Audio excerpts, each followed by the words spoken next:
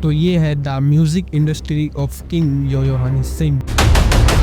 लेकिन अभी के टाइम पर लोग कुछ ज्यादा ही हनी सिंह को हेट देते हैं और एक ही नाम से ट्रोल करते हैं, और वो है क्रेडिट चोर। क्या सच में हनी सिंह ने किसी का क्रेडिट चुराया है? तो देखो, क्रेडिट चोर की बात सबसे पहले बादशाह ने निकाली थी। वो गाना आया एंड में तो उसमें मेरा नाम भी नहीं था क्रेडिट्स में, मतलब जो क्रेडिट रहता है। वो भी एक ऐसे सॉन्ग की बात जो एक 11 साल पुराना सॉन्ग है, ब्राउन रंग। और इस पर बादशाह का ये कहना था कि ये ब्राउन रंग की लिरिक्स बादशाह ने लिखी थी। और अगर तुम इस सॉन्ग का डिस्क्रिप्शन चेक करोगे तो यहाँ पर कहीं भी ना हनी सिंह का नाम है ना बादशाह का नाम है।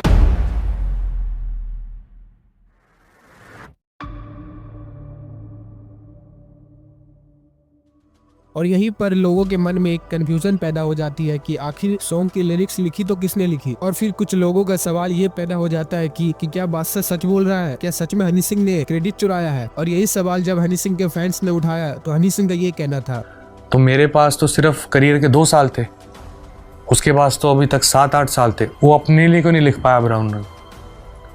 अगर उसने हनी सिंह के लिए लिखे और हनी सिंह ने उसको क्रेडिट नहीं दिया, चलो वही बात की बात। तो देखो, जहाँ तक मैं जानता हूँ कि पहले हनी सिंह का एक ग्रुप हुआ करता था जिसका नाम था माफिया मुंडीर, जिनका कोलैब सॉन्ग आया था हनी सिंह के साथ। और इन्हीं में एक कोलैब था हनी सिंह और बादशाह का गेटअप जवानी सॉन्ग, जिनमें दोनों एक साथ होते हैं। और ये सॉन्ग भी ऑलमोस्ट 13 साल पुराना सॉन्ग है, यानी ब्राउन रंग जिस टाइम रिलीज हुआ था उस टाइम का ये सॉन्ग है। बस फर्क इतना है कि ब्राउन रंग फरवरी में आया था और गेटअप जवानी अप्रैल में आया था। और मैं तुम्हें यहाँ पर एक फैक्ट बताता हूँ कि अगर बादशाह चाहते तो उस टाइम भी बोल सकते थे कि ब्राउन रंग की लिरिक्स बादशाह ने लिखी है, लेकिन ऐसा नहीं हुआ। अब पूछो क्यों? रीजन है कि उस टाइम वो लोग एक डुओ थे, उस समय लिरिक्स की बात नहीं हुई। और तुम्हें मैं एक और फैक्ट बताता हूँ। तो जब दोनों में कंट्रोवर्सी स्टार्ट हो गई थी, जब एक बार एक इंटरव्यू में हनी सिंह से पूछा कि क्या हनी सिंह और बादशाह का कोलैब सॉन्ग आएगा, तो हनी सिंह का कुछ ऐसा जवाब था, डेफिनेटली अगर बादशाह के साथ कुछ कोलैब करने का मौका मिलेगा तो पुरानी दिनों की तरह हम दिल्ली की सड़कों पे फिर घूमेंगे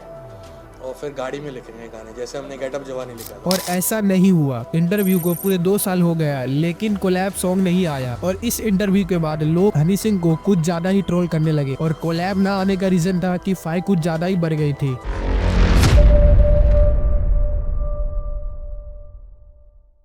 और एक नई कंट्रोवर्सी स्टार्ट हो गई थी दोनों में कि अब बादशाह को और एक नए नाम से ट्रोल करने लगे, और वो थी कॉपी। अब तुम लोग बोलोगे कि ये कॉपी क्या है? तो बात ऐसी थी कि बादशाह का एक बहुत पहले एक गाना आया था जिसमें बादशाह ने कुछ ऐसा लिरिक्स गाया था, नाज़नी माना तू है हंसी पर, बादशाह जैसा कोई भी नहीं, आम तौर पे मैं यूं पीछा करता नहीं, पर देखे बिना भी तो तुझे सर। लेकिन लोगों ने इसे कॉपी ठहरा दिया। और वो भी क्यों? क्योंकि ये लिरिक्स बादशाह ने जो गाया था और इस लिरिक्स को हनी सिंह ने पहले ही स्टेज पर परफॉर्म कर दिया था। नाज़नी माना तू है हंसी पर, यो जैसा कोई भी नहीं, आम तौर पे मैं ये चीजें करता नहीं, पर देखे बिना भी तो तुझे सरता नहीं मोहतरमा।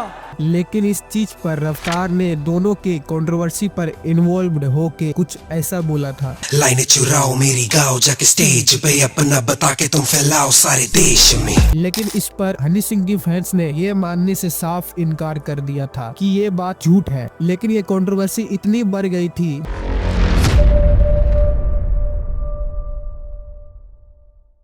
जब 11 साल पुराना सॉन्ग 1000 माइल्स रिलीज हुआ तो उसमें एक मिसिंग से शायद लिल गोलू का नाम नहीं दिया गया था। तो इसी से लोग जो है हनी सिंह को इतना हेट देने लगे, और इसी में एक नाम निकल गया क्रेडिट चोर। और फिर हनी सिंह ने खुद गलती कर दिया, वो जो है अपने लिरिक्स खुद से नहीं लिखने लगे। और कई बार फैंस ने बोला भी कि यानी पाजी लिरिक्स खुद से नहीं लिखते हैं। तो पाजी इस डिमांड को पूरा तो कर दिया अपने न्यू एल्बम 51 ग्लोरियस डेज में। और इस एल्बम में कुछ ऐसे सॉन्ग थे जिसमें लिरिक्स हनी पाजी ने दिया था। लेकिन सबसे ज्यादा पूछे जाने वाला सवाल कि आखिर ब्राउन रंग की लिरिक्स किसने लिखी? कोई कहता है ब्राउन रंग की लिरिक्स रफ्तार ने लिखी है, कोई कहता है ब्राउन रंग की लिरिक्स बादशाह ने लिखी है, और कोई कहता है ब्राउन रंग की लिरिक्स लिल गोलू ने लिखी है। लेकिन बादशाह अभी भी यही बोलते हैं कि ब्राउन रंग की लिरिक्स बादशाह ने लिखी।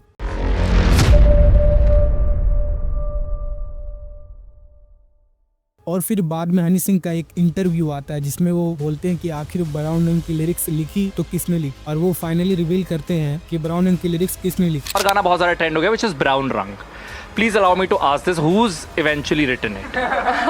चलो ये मैं बता देता हूँ। ये एक्चुअली एक किताब लिखते थे बहुत सारे, उन्होंने काफ़ी किताबें लिखी है, मस्तराम जी।